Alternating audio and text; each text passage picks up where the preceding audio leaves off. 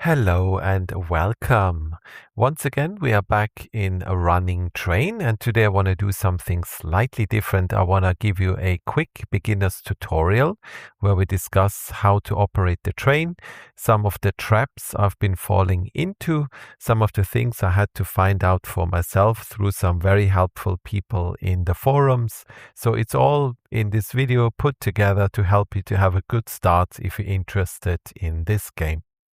Now, before we jump in, I will upload this video on two of my channels. The reason being that my main channel, FS Clips, is really more about aircraft, and the other channel is more a normal gaming channel. So I want to try and cover both bases. So if you see this video twice, don't worry, you're not going crazy. I've uploaded it to both channels in parallel. Okay, let's get started. Right, so when you open the game up, you have all these options here. A lot of it is super self-explanatory. Tutorial at the moment, all it just says enable in-game instruction. And that is very useful and helpful and will help you a lot. But unfortunately, it won't tell you everything. Edit train, I've actually tried this. This is really cool. You can apply your own textures to trains. If you want to, we can look at that in a minute. And then, of course, we have the game settings. Again, a lot of this is very self-explanatory. Motion blur, vehicle sway intensity, I've turned those down a bit. Then here you can choose what you have in the HUD and of course the language. Graphics, I run a mid-tier machine, I would say, nothing special, but I have everything on Ultra, as you can see. And it runs absolutely fine. I actually checked the FPS. I'm getting between 70 and 90 FPS, which is absolutely amazing, especially with these graphics. Audio, nothing much to say here. My master volume is a bit lower because I like listening to stuff in the background, like podcasts and stuff on long journey. Finally, we have input device. If you have a controller, which I do not use for this game, you can have all this stuff here. And you may notice that I have changed some of these controls. That's because I also use TSW, Train Sim World, and I basically tied this in so that it's not too confusing for me if I switch between those two games. And that's essentially it. So let's jump into the game and let me show you some of the most important features. So we click Start Driving, and I would say we start with this fairly quick journey here. It's a 6-minute trip. We're going from Takahashi to Kanamori. It's 2 stops, and it's very easy to do.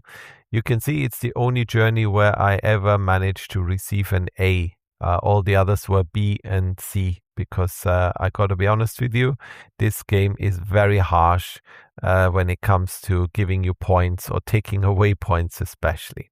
So let's jump right in. You can now choose the train you want to drive. You can see here we have different options and we have different paint jobs. And you can see here, custom is basically white, and this is where you can create your own paint jobs. I've created one so far. I've made myself a Pokemon train, which is something I just wanted to see how it works. Now I'm going to be honest with you. When you start off and you've never driven before, I would personally recommend you use the HR 1500 for this. Or if you want to do an express train, use the diesel train. Those are, in my opinion, the easiest to start with. So let's go with that. Go. And you will see loading time is very quick indeed. All right, here we are on the train. Now, if you have the tutorial function switched on, you can see at the bottom the game will actually tell you what to do, at least most of the things. So reverser needs to go forward, so which is the up button, which is the arrow button on my keyboard. And then you just have to wait for our departure time. You can see at the top right, we have this circle. When it goes green, your departure, well, the boarding, I guess, has been completed. And you can also see the start time when we need to leave. Now it has switched over to our next destination. That means that we are now ready to go. So, important. You release the brake and you hear this ding dong sound. This is the ATS, so it's like a safety system. And this is the first thing that nobody tells you. It says train stopped, press space to turn off the ATS. But if I press it now, nothing happens. It keeps dinging. The reason is that apparently this is realistic. This is how Japanese trains work. In order to press the ATS chime, you have to be on the brakes. So usually I put in 2 brakes, and if I now push the space button, it stops. And this applies even when you're moving, which is a bit weird. So if you pass a signal at danger and you need to press this button, you need to apply brakes before you can actually stop the chime, which is a bit unusual, but apparently that's how Japanese trains work. So now let's release the brake and let's accelerate. Some trains, I do not know why, require a minimum of 3 stages. You can see the stages of power I'm applying at the bottom left in order to start moving. This one is not like that. Like I said, this one and the diesel high-speed train are the easiest, and I would recommend you start with those. They're very nice. Right, you can see we have a speed limit coming up. It's on the left-hand side. It tells you the speed limit and the distance to that speed limit. So keep an eye on that to make sure you don't overspeed. The game is not very forgiving when it comes to that. It will take away a lot of points from you if you go too fast. So now we have a new speed limit of 60, so we can go a little bit faster. There's another train coming. Very nice. Now we have a speed limit of 100. Because of all my chatting, we're obviously late, so let's put the foot down. You can see also in the left corner we have a G meter. A G meter essentially tells you how strong you accelerate or brake, and this is also part of your scoring system. If you brake too hard and it's uncomfortable for the people, you will the game will deduct points from you. Okay, new speed limit was 90. And if you look in the right top corner, you can see we are approaching our stopping point, 800 meters. I would say once we reach 700, we slowly but surely start braking. So let's apply some brake. Again, there's a new speed limit coming up of 100, but that doesn't really interest us too much because we are stopping now. And here's the thing now that's really hard. You need to stop within 5 meters of the marker. Otherwise the game will not allow you to carry on. Also, you can see this yellow light flashing and the lady saying some stuff. That's essentially the lady telling you that you are approaching a station. It's quite helpful actually if you play without the HUD. I'm gonna go through that in a minute. The lady will tell you when you get closer to a destination where you have to stop. So let's see, 40 meters, 30 meters. Let's apply some brake.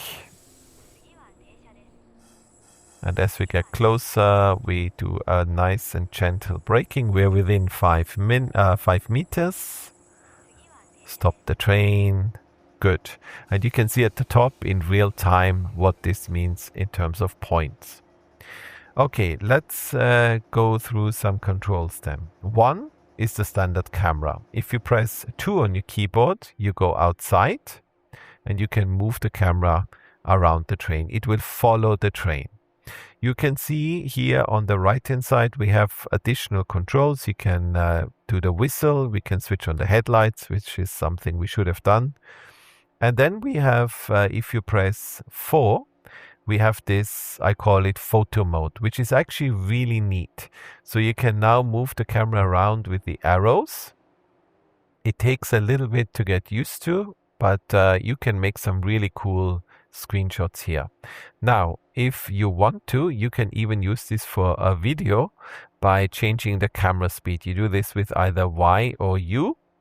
So if we press Y a couple of times, here we go, the camera becomes nice and slow, and you could now do something like this.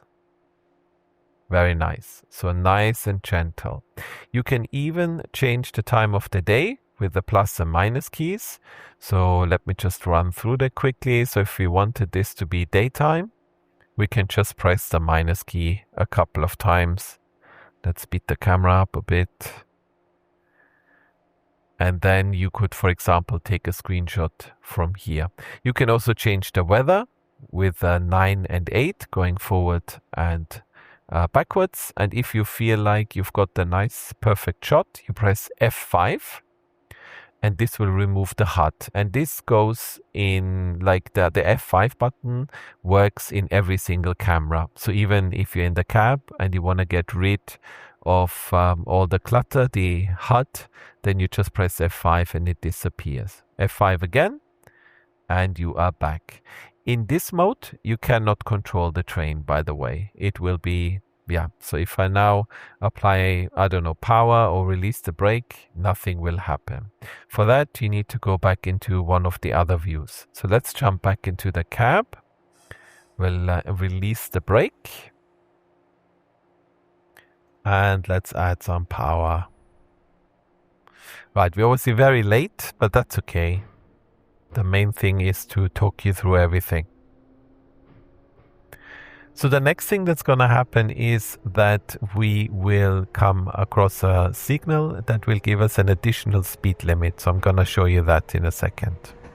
So you can see here the line speed is 85 kilometers per hour. You see this on our speedometer down there. So you can accelerate to that. But as you hopefully know, signals will always have priority over line speed. So here it tells us there's a signal coming up which wants us to slow down it to 65. And this signal is going to be, we'll pass that in about 100 meters. So let's slow down to around about 65. There we are.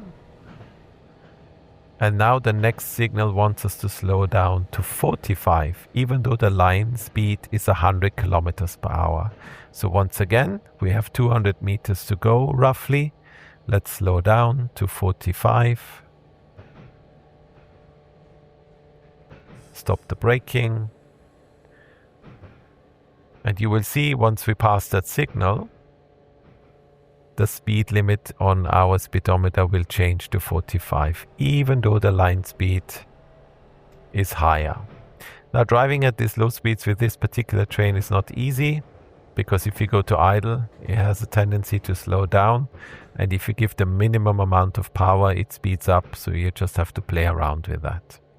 We now have about 800 meters to go to our final stop.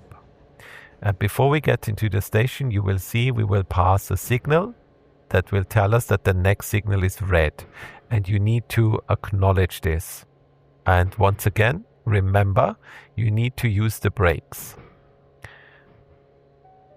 So here comes the lady telling us that we are approaching our stop, our next stop. Let's go a little bit faster.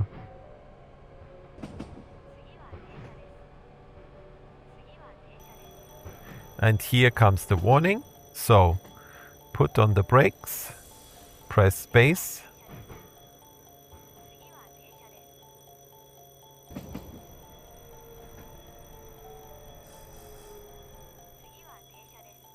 And with that, we have acknowledged that.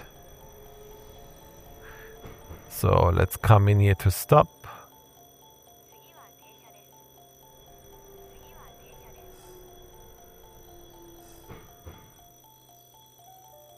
If you don't acknowledge, you're gonna have an emergency braking. I'm still not quite sure why the bell doesn't stop as such. This only happens in situations like this. But anyway, at least we don't have an emergency brake. Here we are. We stopped exactly on point. And it was a nice, smooth transition. And so that's essentially how you drive these trains. I'm going to show you a different train now, which I said is maybe not the best one to start off with because it's a bit more complicated. Okay, so here we are in the HR110, I think it's called. So this thing here, I've chosen the yellow paint scheme. And let's switch on the lights. This train is very old. You can see this by the cab. It's very ancient, and it has, I mean, look at that phone. I mean, that's pretty amazing, actually. Yes, and it has a very strange way of driving. Let me try and explain this to you. So we're still waiting for the departure. We need to depart at 9:40. It's now 9:39. The doors usually close about 5-7 seconds before the departure. Very good. So we can already put the reverser forward, release the brake. Again, make sure you have some brake on to get rid of the bell. Release the brake. And you can see, before we get going, if you look at the left bottom corner, we have this thing where it says brake and lap and power. So, and it looks different to all the other trains because this train works differently. So let's release the brake. Once it's released, we go forward. Takes a while to get going. This is one of the trains where you need to apply a bit more power to get it moving. But once it moves, you can adjust the power as needed. We're not going to go on a long journey here. I just want to show you the braking system. So let's give full power to get us up to some speed. You can also see the door indication down there, which is green. You can only drive when the door indicator is green. Right, so we're speeding now. We want to slow down. M is the brake, at least on my keyboard. If you press M now, you will see the lap goes blue, but the train is not slowing down. So what you do now is you press it a few times, and then you press N, which is actually releasing the brake, and it will hold the brake pressure at which point you pressed N, if that makes sense. So you can imagine it like you apply brake, and then when you let go of the lever, the train will hold that amount of brake. And then you play around with it with the M and N keys. It takes a while to get used to. Stopping with this train exactly at the right spot, to me, is still a real challenge. Because the way the brake system works is not very intuitive at all. Let's go to a higher speed. We have a speed limit now of 100 kilometers per hour. And let's do this from a higher speed, so we have a bit more time to show you exactly how this works. Very beautiful sim. The graphics are amazing. And like I said, it actually works really well. It runs super smooth. No stutters, solid FPS. I'm super happy with this. Okay, so let's put the power to 0. And now let's start braking. So again, you press M, at least that's it on my keyboard. You see the lap goes blue. And now you apply some brake until you feel it slowing down enough. And you press N to actually release the brake. But if you look at the bottom left, that white bar, the train is holding this amount of braking now. And now if you press N again, it will release the brake. And then you have to start the process again. So if you brake too much, then I'm afraid you have to press M again, apply some more brake, N, and now it's holding this amount of brake power. So, like I said, a bit unusual, a bit weird, but I do know these trains exist in the real world. I know of at least 2 trains that have exactly this kind of system. So I would personally recommend you wait with this train. First, get used to the controls, to the physics. They're very realistic, especially if you drive in snow or in rain. There's a lot of slippering going on. Your braking distance is quite a lot longer. And once you're more comfortable, then I would recommend you drive this particular train because it is a little bit different. To finish off, I wanted to show you this train. This is my favorite train in the game. It's a high-speed express train, so you use this if you want to do high-speed services. And as you can see, I made my own little repaint here. It's not amazing, you know, it's just a simple Pokemon thing. I just wanted to test out the repaint tool to see how it works. And I have to say, it's a little bit finicky, but it actually works quite well. It took me about 15 minutes to put this together, so it's not so bad. But I mean, like I said, this was just a test, so don't look too closely to any of this. If you decide to do a repaint, you essentially are working on the texture files in real time. If you are not in the photo mode like this one, if you press the tab key, you can open this menu here. And the cool thing is, you can always reload the texture.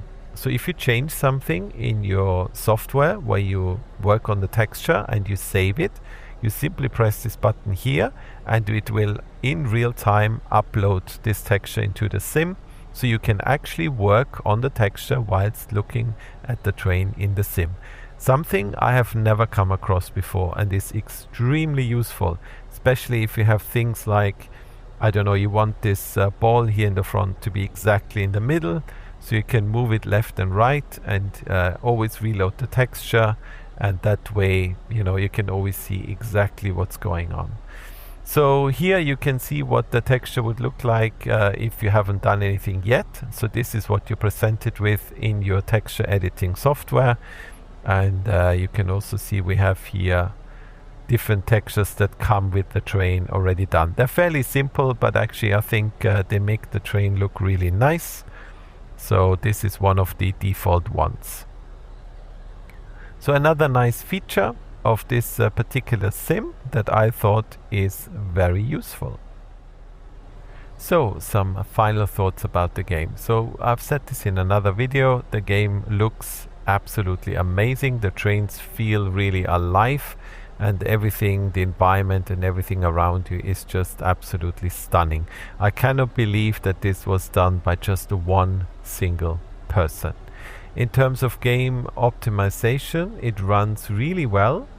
Like I said before, the FPS are super stable, there are no stutters, but I think one of the reasons is I've noticed that the textures are actually of a quite low quality. From a distance they look okay, but when you get a little bit closer you can see they're a bit blurry, and I think maybe that's one of the prices we have to pay for a game that runs this nice and smooth. But for me that's okay. I mean, could it be better? Yes, I think maybe in the train stations this could be improved a little bit. Also, it's early access. You can see there are no passengers yet.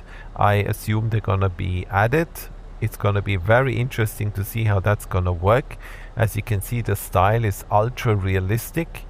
And of course, if you now add people that look like puppets, that's really gonna break the immersion. So I'm not quite sure how that's gonna work with the passengers.